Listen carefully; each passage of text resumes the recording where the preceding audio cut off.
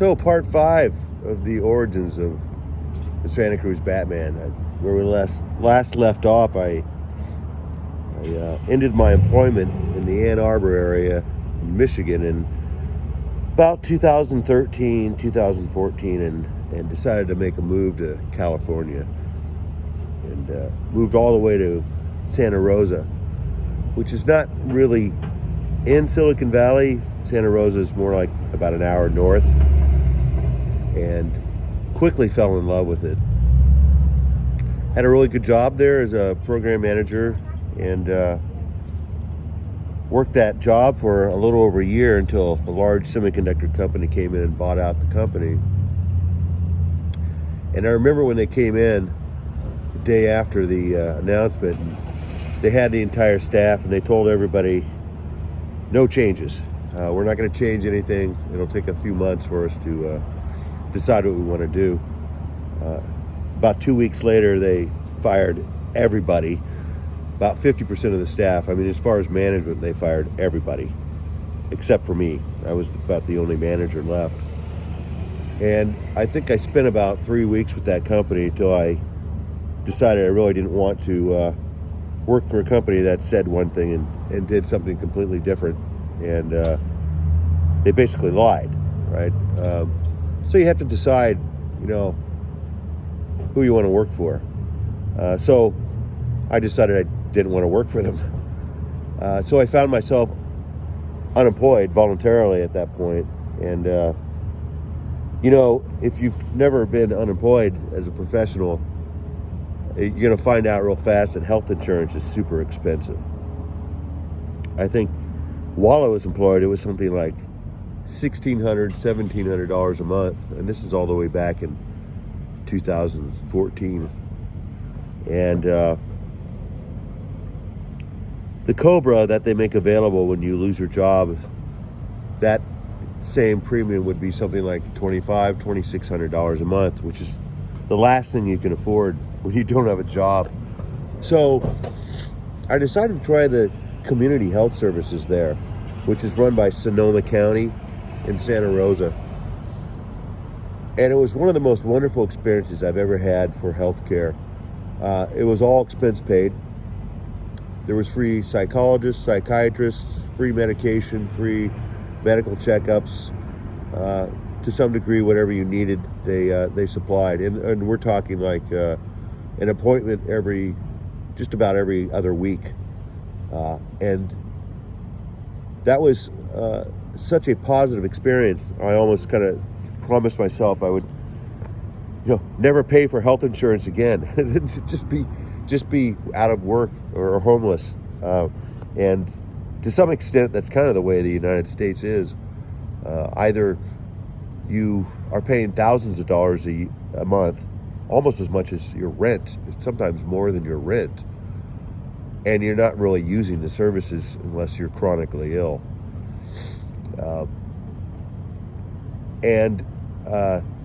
As part of that experience, whatever medications you may or may not be taking, that was where I transitioned to use cannabis, because medical marijuana was available at the time in California. It wasn't recreational yet, but medical licenses were available, and that was quite successful.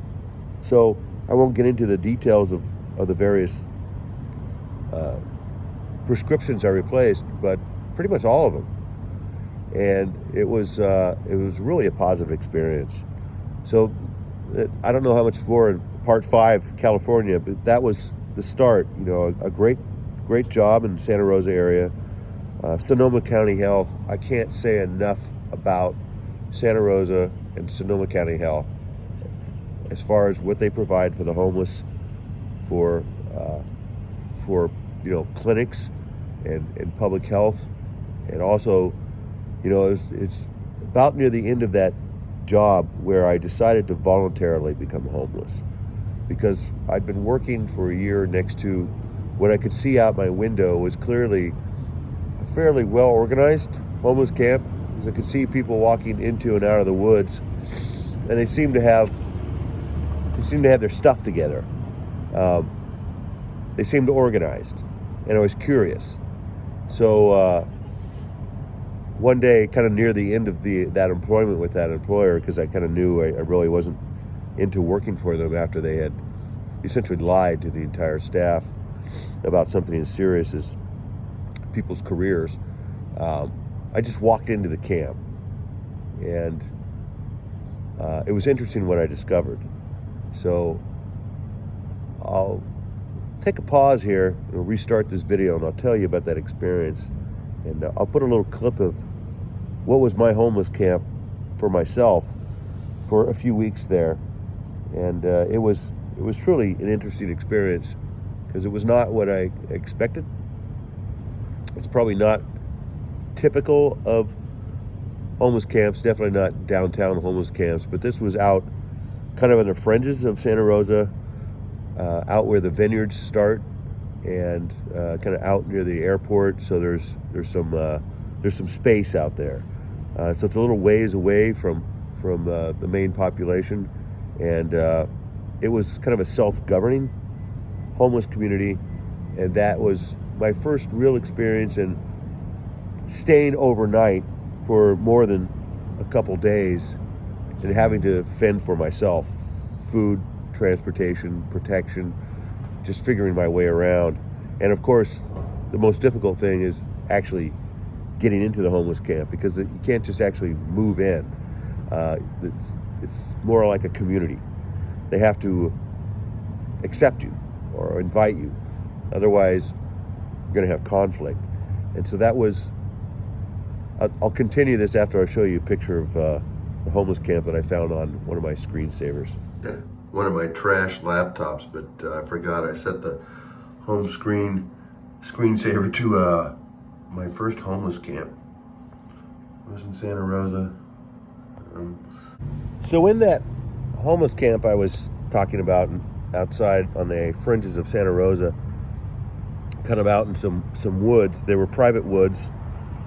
I don't know exactly who owned them, but they looked the other way. And so to some degree, you had some protection against police and other coming in and trying to chase you away. They actually had permission to be there. So real quickly, this homeless camp was organized to the extent where they had weekly garbage service, where someone would go around with a mountain bike and a trailer and pick up your trash. They had, to some degree, water service. A lot of people had water dispensers, and so they would haul in large 5-gallon carboys full of water for fresh water, although there was potable water that was accessible within a mile of the camp. There was a bicycle repair shop that was actually a kind of a going concern. It was what I would call a bike shop for homeless, because if your Shimano derailleur breaks on your bike when you're homeless, you can't really afford to go down to the shop and spend $25 or even $50 to have it repaired. So yeah, there's lost and stolen bike parts, but if you need your bike worked on when you're homeless, where do you go? So unbeknownst to me, this was a pretty full service bike shop in the middle of the woods. And I'm talking about some were $2,000, $3,000 mountain bikes, because when people become homeless, they lose their car, their apartment. One of the things they try to keep is their bicycle, their mountain bike. There was also an individual that had a couple solar panels, deep cycle batteries. Enough power was generated, enough was saved during the day to pretty much charge everyone's iPhones and Android smartphones in the camp. So everyone would come in the evening and congregate at that particular homeless camp, in that larger camp, in order to charge their phones. So you can imagine, especially in the warmer months, it was quite interesting, because not only did people come to charge their phones, but that was kind of a natural public forum for the homeless camp. So long story short, I spent about, and I use that phrase too much, long story short, but I spent about three weeks there in that camp before I moved on, and I had to get serious about finding a job because I really couldn't afford the rent So I still had a house that I was renting, but I kind of wanted to stay, and I wanted to see what it was like trying to live in the camp without using modern amenities such as a house with a shower, running water, a bathroom, a toilet. If you had to actually live outside and you didn't have access to any of those, I did allow myself to have a car park around the corner. And in a homeless camp like that, when you're the only one with a car, guess what? You get volunteered to do errands that require a car, and that's when I discovered, once a month, that I would haul some of the members of that homeless group downtown Santa Rosa to what was downtown Santa Rosa. There's a Catholic Ministries, or the Catholic Church has a pretty extensive program, and they were giving, I believe, $825 a month to some of the established homeless that were in this camp. Not all of the people, but think about that. Literally, $825 goes a long ways when you're homeless. You can buy a lot of food if you know how to shop, and you can buy various things that you need. So I was kind of surprised to the extent of support for the homeless that there was in the Santa Rosa area and Sonoma County in general. So I really have to give kudos to Sonoma County, California. But in general, that's where I discovered I really like Northern California. And I think that's kind of the start of Northern California. You're just south of where the Redwood Highway, which eventually goes up into the Emerald Triangle where all the marijuana growing is. And it's almost a completely different state. And I have to say, still to this day, I think my favorite place on the planet, and one of the most beautiful places on the planet, is that stretch north of Healdsburg, California, all the way up to really Smith River, which is just south of the Oregon border. That entire strip along the Redwood Highway is the Emerald Triangle. And so we're going to pause here, and I'll cut into part 3 for this Origins part 5. So that was kind of funny. I had to pause the video because someone came up and gave me $5 because they thought I was homeless, which I'm not technically homeless right now. I'm actually staying in a motel, but it's a motel in an area where there's not that many homeless camps, probably a dozen within a mile walk in each direction. And so California, Northern California, is an incredible place. It's beautiful. It can be rugged. For an Oregon person, I think it's a pretty moderate climate compared to Oregon. But what's really interesting is Northern California, because it is traditionally where a lot of the cannabis has been growing, especially the good stuff, for many decades. The communities up there self-organize. They literally build their own schools, they build their own fire departments. To some degree, they police themselves. The entire community, that's the cash crop, and it's a little like 70s, 60s community.